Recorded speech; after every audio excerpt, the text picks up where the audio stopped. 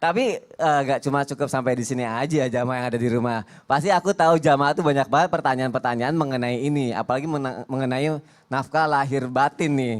Nah ini kita bicara mengenai batinnya dulu. Ada lagi yang bertanya begini nih. Aku menanya sama Habib Muhammad Syahab. Siap. Habib, bener gak nih ketika suami istri hendak melakukan nafkah batin ini dilarang menyerupai binatang, Bib? Ini aku bingung nih menyerupai binatang nih maksudnya seperti apa Artinya nih? begini, ini juga dalam hadis baginda Nabi besar Muhammad SAW.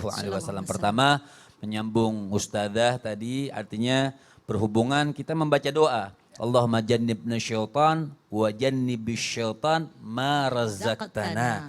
Artinya jauhkan aku dari syaitan dan jauhkan apa yang kau rezekikan kepada kami dengan campur tangan daripada syaitan. Dan ketika kita, riwayat mengatakan ketika kita membaca doa itu, maka Allah tutup mata syaitan tidak melihat kita berhubungan.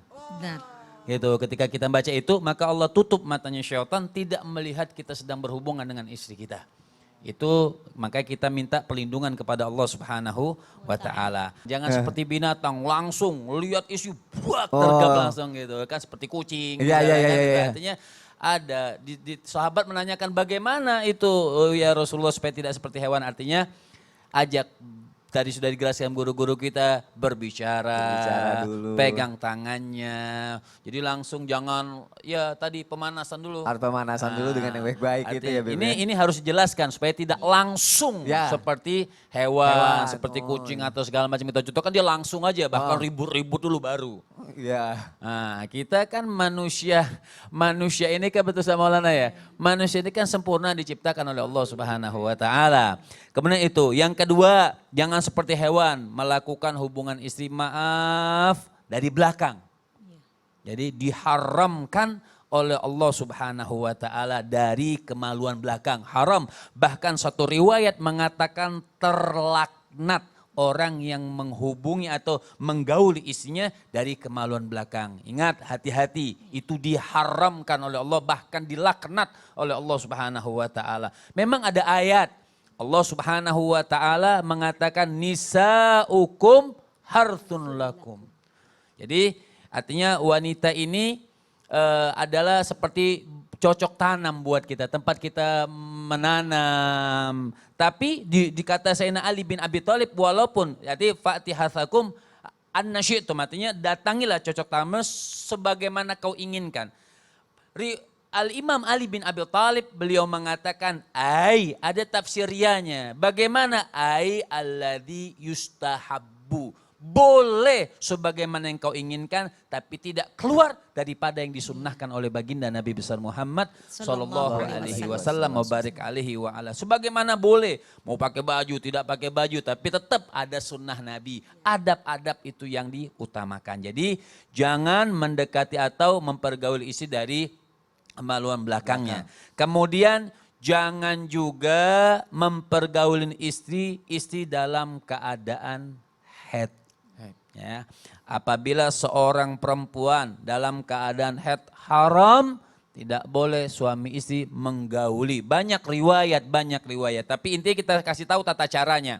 Artinya masih bisa atau tidak suami untuk mendekati istri? Masih boleh. Tapi ada mubasyaratan, ada ghair mubasyarah.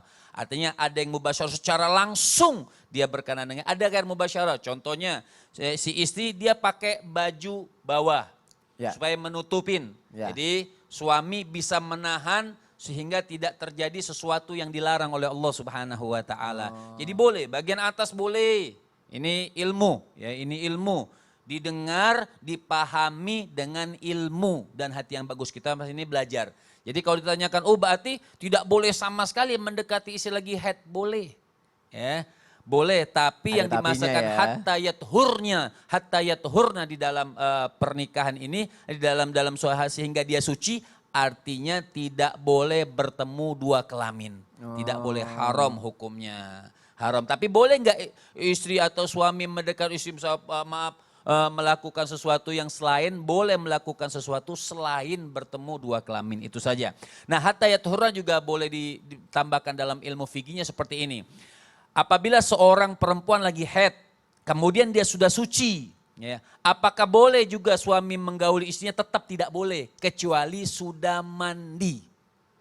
Harus mandi dulu. Ya, Jadi seorang perempuan ini harus mandi janabah dulu, baru dia boleh bercampur betul dengan suaminya. Ini harus digarisbawahi. Jangan katanya saya sudah suci, tidak keluar darah haid lagi, kemudian boleh bercampur dengan suami istri, belum. Harus bersih-bersih Belum dulu boleh, ya Bib ya. harus bersih-bersih artinya mandi janabah. Jadi dia harus angkat janabahnya seperti itu. Nah mungkin itulah artian jangan mempergauli istri seperti binatang itu ya. Betul. Nggak boleh dari belakang ketika sedang haid. Karena memang jamaah istri kita itu bukan binatang, istri kita itu bidadari Oh, ya. diangkat oleh Allah Diangkat Subhanahu sama wa Allah. taala. Jadi cara memperlakukan bidadari kan spesial Dengan ya. Beda. lembut. Masya Allah, jazakallah khair Habib Muhammad Syahab. Terima kasih untuk penjelasan yang sangat bermanfaat sekali. Baik, sekarang ada artikel yang harus aku bacain juga. Insya Allah ini jadi pelajaran lagi buat kita.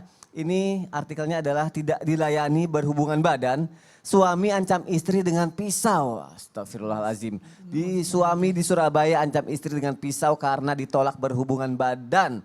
Itu dilakukan sang istri karena menolak diajak berhubungan badan. Ya Allah, ini bisa dibilang suaminya apa ya, egois sekali ya, karena memaksakan kehendak padahal belum saatnya gitu ya, sampai akhirnya memaksa dengan pisau. Nah pertanyaannya akhirnya bagaimana nih, sebaiknya laki-laki mampu mengerti dan memilih